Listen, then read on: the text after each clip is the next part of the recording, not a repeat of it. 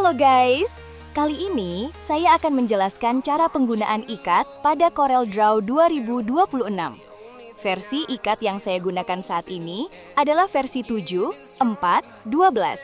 Dan ini merupakan versi terbaru saat video ini dibuat. Saya memilih menggunakan CorelDRAW 2026 karena dukungan versinya yang jauh lebih baik. Di versi ini juga ada banyak peningkatan dan improvisasi yang sangat membantu untuk pekerjaan desain dan cutting. Oke, kita mulai dari pilihan nesting. Di sini, di bagian tab nesting, ada 3 fitur, yaitu nesting. Ini fungsinya adalah untuk menyusun secara random objek-objek apapun yang ada di CorelDRAW, dari mulai kotak, segitiga, lingkaran, gambar, atau bentuk desain apapun. Cocok banget buat teman-teman yang usaha di bidang digital printing. Di bagian kedua, ada rectangle nesting.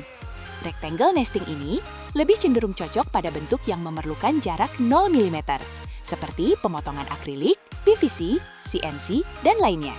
Nanti, kita bakalan jelaskan lebih detail terkait fitur ini. Selanjutnya, multiply. Ini lebih ke otomasi cetak-mencetak stiker kromo atau sejenisnya, yang dimana dari bentuk atau objek yang sama bisa tersusun pada lebar dan tinggi yang telah kita tentukan. Cocok untuk teman-teman yang pakai mesin A3 atau sejenisnya ya. Oke, di sini saya akan coba jelasin untuk bagian fitur yang paling unggul dahulu, yaitu nesting. Pertama, kita pilih dahulu objek yang mau kita susun, lalu kita pilih nesting. Di sini, ada banyak settingan yang perlu kamu pahami ya. Saya jelasin dari yang paling atas, yaitu sheet width, ini berarti adalah lebar dari area bahan. Sheet height berarti tinggi atau panjang bahan.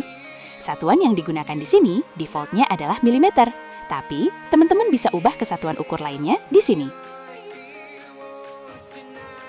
Selanjutnya, ada pilihan Use Active Page Size. Fitur ini berfungsi untuk menyusun objek yang kita pilih tadi ke posisi page atau halaman.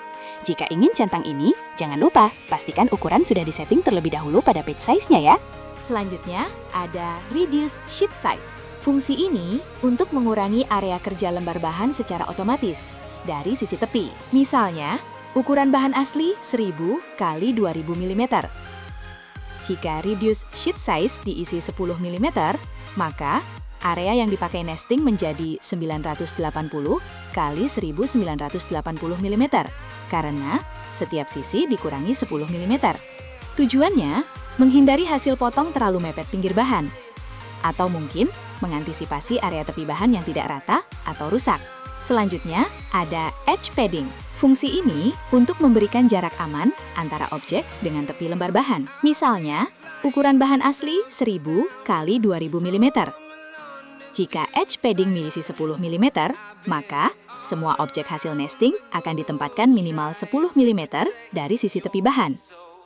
Artinya, objek tidak boleh menyentuh area pinggir, akan terbentuk margin kosong di sekeliling sheet. Tujuannya, menghindari hasil potong terlalu dekat dengan tepi bahan, memberi ruang aman untuk penjepit atau klem mesin, mengurangi resiko material bergeser saat cutting, dan membantu proses finishing agar hasil lebih rapi. Berbeda dengan Reduce Sheet Size yang mengecilkan ukuran area sheet, Edge Padding hanya membuat batas aman penempatan objek dari tepi material. Kedua fitur ini sebenarnya hampir sama, lebih ke penggunaan teman-teman ya.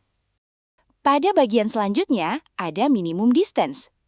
Ini adalah jarak minimum antar objek atau bentuk dalam satuan milimeter. Teman-teman dapat mengatur nilainya sesuai kebutuhan, agar objek tidak terlalu rapat saat proses nesting. Lalu, ada checkbox, Allow Inside. Fitur ini digunakan untuk mengoptimalkan ruang kosong pada bahan. Jika diaktifkan, maka objek kecil diperbolehkan masuk ke dalam area kosong objek lain selama bentuk dan ukuran memungkinkan. Dengan begitu, penggunaan bahan bisa menjadi lebih hemat. Selanjutnya ada Search for Best Result. Pengaturan ini menentukan berapa lama ikat akan mencoba mencari susunan terbaik. Saya merekomendasikan sekitar 20-60 detik. Semakin lama waktu yang diberikan, maka semakin banyak kemungkinan susunan yang akan dicoba oleh plugin.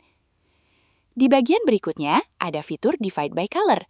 Fitur ini digunakan untuk mengatur apakah objek akan dipisahkan berdasarkan warna atau layer saat proses nesting. Jika memilih No, maka semua objek diproses bersama tanpa memisahkan warna. Jika memilih on different sheets, maka setiap warna akan dipisahkan ke lembar berbeda secara otomatis. Jika desain memiliki beberapa warna outline atau fill, maka tiap warna dibuatkan sheet tersendiri. Jika memilih on same sheet, maka warna berbeda tetap diproses pada lembar yang sama dan boleh tercampur.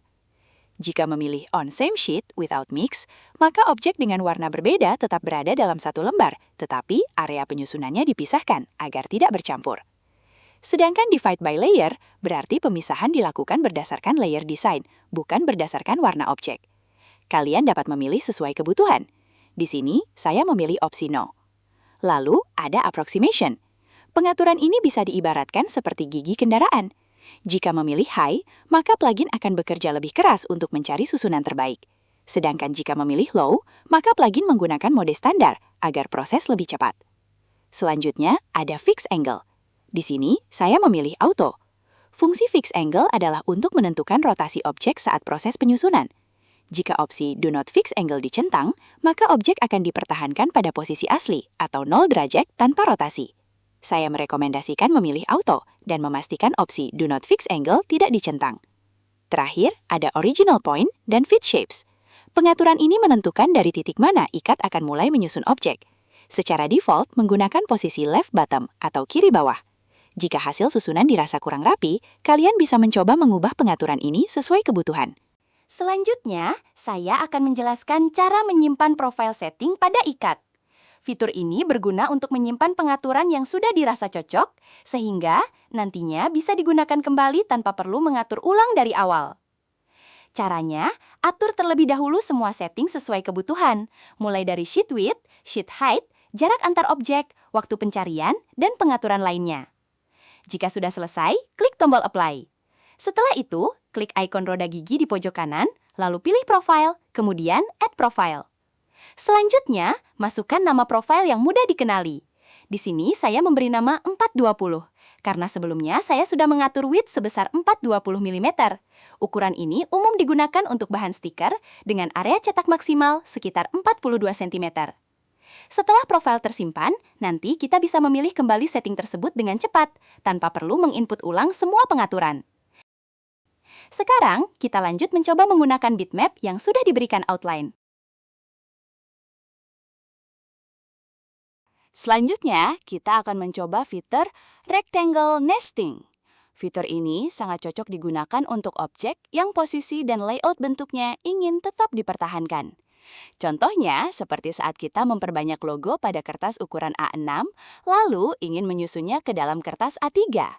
Dengan rectangle nesting, ikat akan membuat area kotak mengikuti ukuran total objek asli.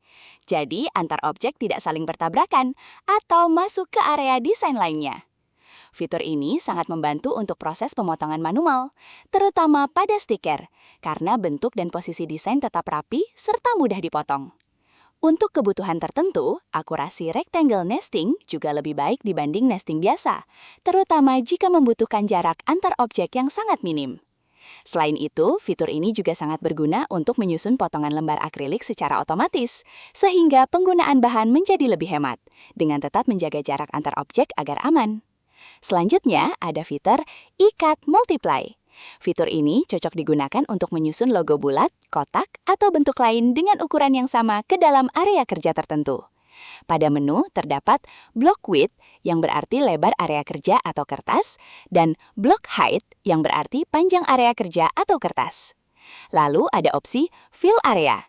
Jika dicentang, maka ikat akan otomatis memperbanyak dan menyusun objek hingga memenuhi area yang sudah ditentukan. Jika opsi tersebut tidak dicentang, maka kita perlu mengatur jumlah objek secara manual pada bagian copy count. Copy count berarti jumlah salinan objek yang ingin dibuat dalam area tersebut.